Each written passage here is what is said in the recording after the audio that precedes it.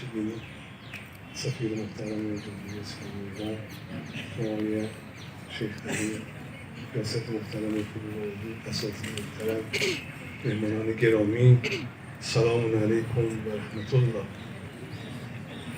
تبریک عرض میکنم میلاد با سعادت پیامبر اکرم، ختم انبیا و اولیای الهی، پیامبری که وقتی خداوند متعال میخواد تعریفش میکنه و تصویری ازش ارائه بده به اخلاق نبوی به عنوان خلق عظیم اشاره میکنه.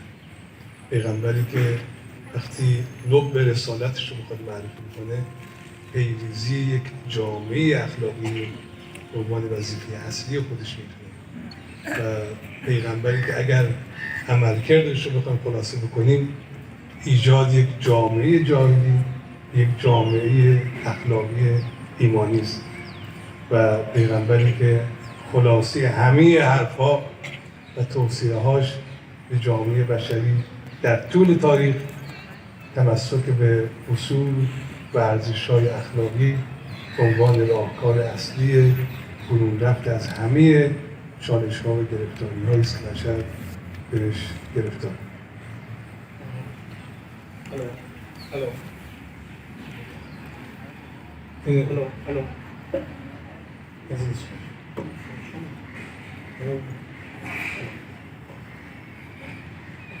حضرات، آپ نے سب سے پہلے میلاد باسعادت پیغمبر اکرم کی مبارکباد پیش کیا حضرات آپ تمام حضرات کی خدمت میں، اور ساتھ میں آپ نے فرمایا کہ اللہ نے جب پیغمبر کو توصیف کرنا چاہا تو خداوند متعال نے سب سے پہلے اور سب سے نمایاں طریقے سے پیغمبر کے خلق عظیم پر فائز ہونے کا تذکرہ کیا.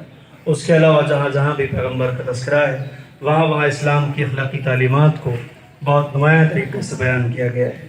آپ کی پوری وجود اور پوری شخصیت اور پوری تاریخ کو اس کا جو نتیجہ قرار دیا گیا ہے وہ یہ کہ ایسے معاشرے کی ترسیم اور ایسے معاشرے کا وجود کہ جس میں اخلاقی اصول حرف اول کی حیثیت رکھتے ہوں اور جہاں اخلاق اور کردار جو ہے وہ بنیادی محور کی حیثیت رکھتا ہو.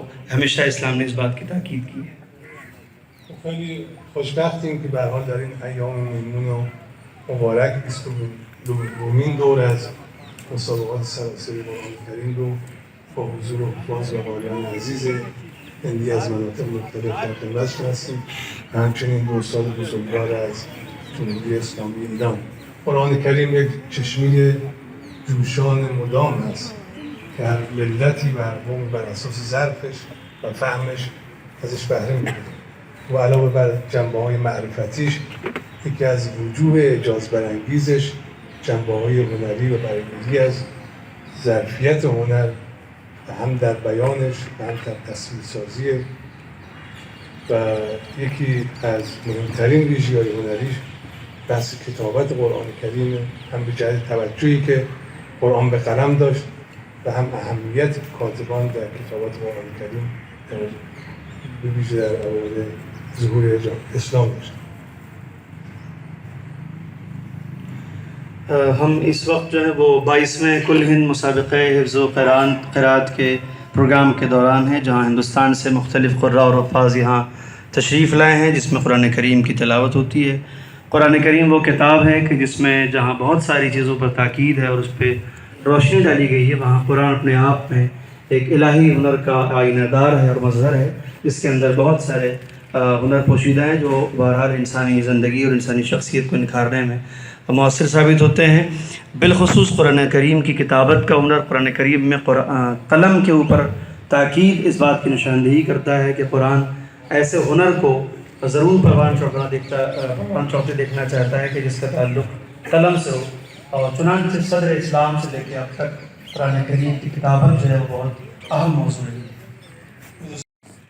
میں مبارکباد دینا چاہوں گا کہ ہمارے خوش نصیب سفیر ایران مرزا صاحب اور آگے یہاں بیٹھے ہوئے معزز حضرات، آج کا یہ خطاطی کا پروگرام بہت شاندار پروگرام، اور یہ خطاطی کا ہنر ایک ایسا ہنر ہے جو اپنے آپ میں قابل تعریف ہے، کیونکہ یہ अपने दिमाग से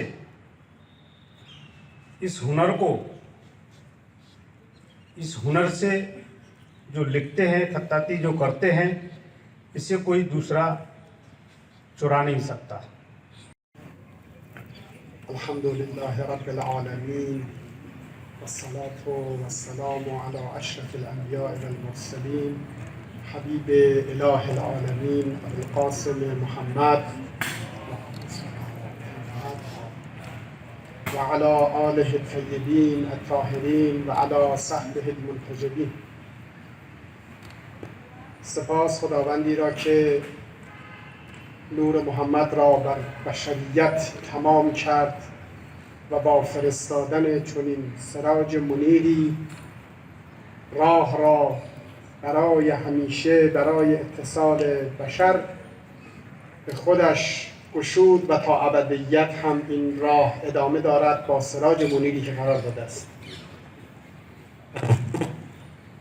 شکر و سپاس خدا کریم کا کہ جس نے اس زمین میں انسانوں کے درمیان پیغمبر اکرم کو بھیجا اور آپ کے وجود کے ذریعے کہ جو سراج منیر ہے ہمارے اس راستے کو ہمیشہ کے لیے منور کیا. ایسا راستہ کہ جو انسانوں کو خدا سے جوڑتا ہے اور ایک ایسا راستہ جو ہمیشہ رہنے والا ہے.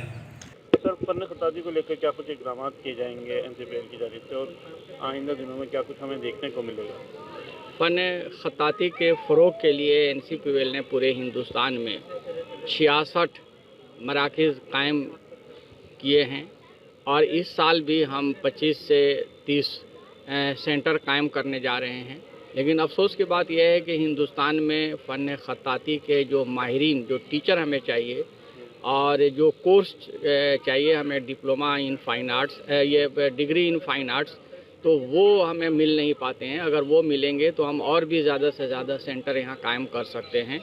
اور یہ اس میں کوئی شک نہیں ہے کہ یہ فن جو ہے وہ کے بارے میں کہا جاتا ہے کہ یہ ڈائنگ آرٹ ہے، لیکن ایسی بات نہیں ہے، ڈائنگ آرٹ نہیں ہے.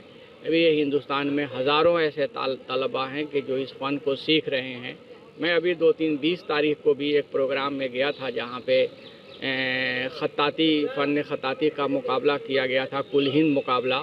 اور ہم نے جو خطاطی کے نمونے دیکھے ہیں یا یہاں بھی میں جو نمونے دیکھ رہا ہوں ان نمونوں کو دیکھنے کے بعد مجھے ایسا نہیں لگتا ہے کہ اس فن کا زوال ہونے والا ہے یا یہ فن مرنے والا ہے. یہ فن کبھی نہیں مرے گا، ہمیشہ زندہ رہے گا، تا قیامت زندہ رہے گا. اور زندہ رہنے کی ایک سب سے بڑی وجہ یہ ہے کہ اس کا تعلق قرآن شریف سے ہے. زندہ رہنے کی دوسری وجہ یہ ہے کہ اس فن کو خود حضور صلی اللہ علیہ وسلم نے فروغ دینے کی پوری کوشش کی. انہوں نے اپنے زمانے میں خوش خط جو حضرات تھے جن کے جو اچھے لکھتے تھے ان کو بلایا کرتے تھے، ان کو ترغیب دیتے تھے کہ اس خطاطی کے فن کو آگے بڑھائیں اور زیادہ سے زیادہ مشق کریں. تو یہ یہ فن جو ہے کبھی مرے گا نہیں، اس لیے کہ اس کا تعلق خود قرآن سے ہے. اس وقت ہم ایران کلچر ہاؤس میں موجود ہیں. جیسے کہ آپ کو معلوم ہے کہ یہاں پر سالانہ فن خطاطی کا جو مقابلہ ہوتا ہے، اس سلسلے میں یہاں پہ بہت سے نئے نوجوان نسل کے اور استاد اور بہت سارے ایسے لوگ موجود ہیں جو اپنے آج اس کمپٹیشن میں بھاگ لے رہے ہیں. ہمارے ساتھ جو یہاں پہ موجود ہیں ان سے ہم جاننا چاہتے ہیں کہ یہ ان کا ہی لکھا ہوا ہے. سر آپ کا نام؟ جی عبدالقدیر. قدیر صاحب، آپ کتنے دن سے فن خطاطی کر رہے ہیں؟ میں پچھلے 35 سال سے اس سے جڑا ہوا ہوں. جی. فن خطاطی سے. اچھا، آپ کو یہاں بھی آتے رہتے ہیں ہر سال یا پہلی بار یہاں؟ نہیں، میں اصل میں یہاں جو نور مائکرو فلم سینٹر ہے اس میں پچھلے 17 سال سے جاب کر رہا ہوں. اچھا، ہاں. تو یہ آپ کا لکھا ہوا ہے؟ جی ہاں، یہ سورہ مزمل ہے. جی. اور یہ باقی صفحے جو ہیں اس کے اندر آفس میں رکھے ہیں. جی. یہ ایک نمونہ ایگزیبیشن کے لیے یہاں ایک پیج یہاں لگایا گیا ہے. اچھا، آپ نے کہاں سے سیکھا؟ میں نے غالب اکیڈمی سے خلیق ٹونکی صاحب سے سیکھا ہے. نستعلیق میں نے انیس صدیقی صاحب سے سیکھی 2 سال. اس کے بعد پھر 2 سال کا کورس عربک ایڈوانس کیلیگرافی جسے کہتے ہیں وہ خلیق صاحب مرحوم ٹونک سے ان سے سیکھی تھی. اچھا، جیسے آپ ظاہر ہے کہ آپ نے سیکھا، آپ 17 سال سے یہاں کر رہے ہیں، 35 سال آپ کو سیکھے ہوئے ہو گئے، تو ظاہر ہے کہ آپ کے بھی شاگرد ہوں گے، کچھ شاگرد تو آپ کے بھی ہوں گے.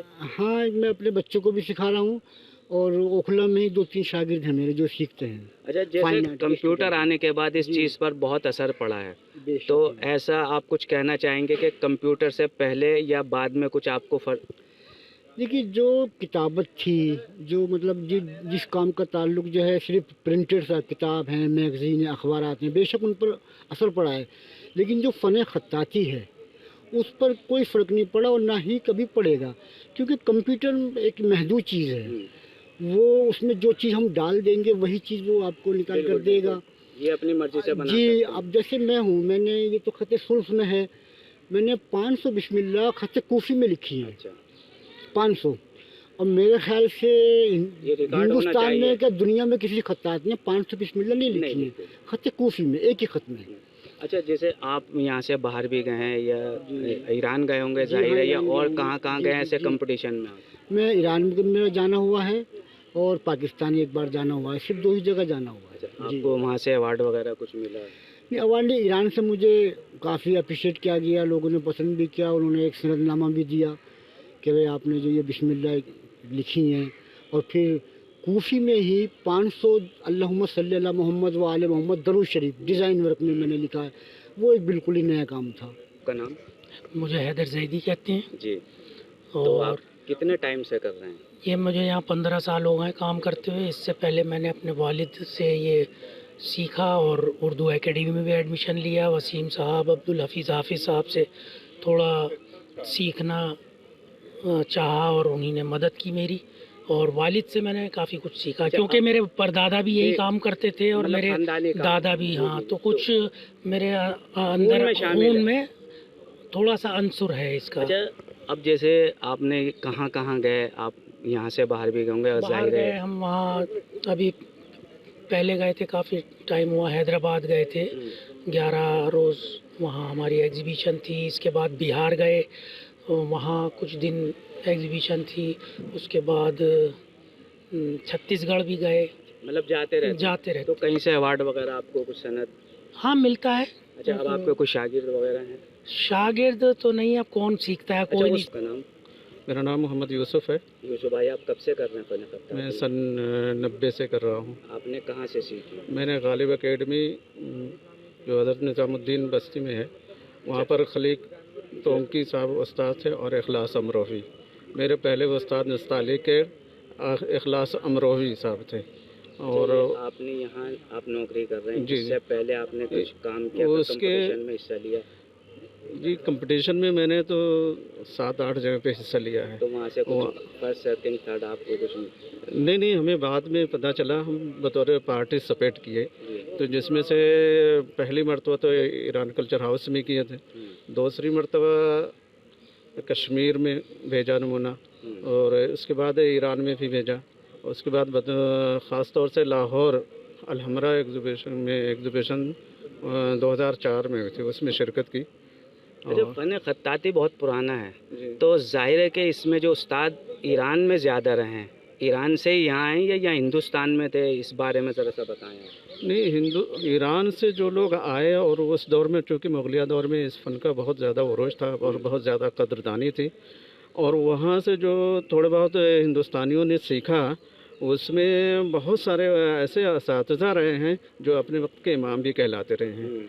देखिए, ये इन लोगों ने बताया कि ये जो फ़न ख़त्ताती जो एक सिलसिला था, एक मुगलिया दौर के टाइम में जो है बहुत इसको उरूज मिला और उसके बाद चल रहा। और लेकिन इन्होंने एक बात जो बहुत बड़ी कही, वो ये है कि फ़न ख़त्ताती है, कंप्यूटर के आने से इस पर कोई असर नहीं पड़ सकता, लेकिन आदमी को क्रिएटिव होना चाहिए और नई नई चीज़ें बनानी चाहिए, ये एग्जीबिशन के ज़रिए लोगों तक पहुंचानी चाहिए। दिल्ली से एम रामेश। सियासी तब्दील यूट्यूब चैनल को सब्सक्राइब करें और बेल आइकन पर क्लिक करें ताकि आपको सबसे पहले खबरें मिलती रहें।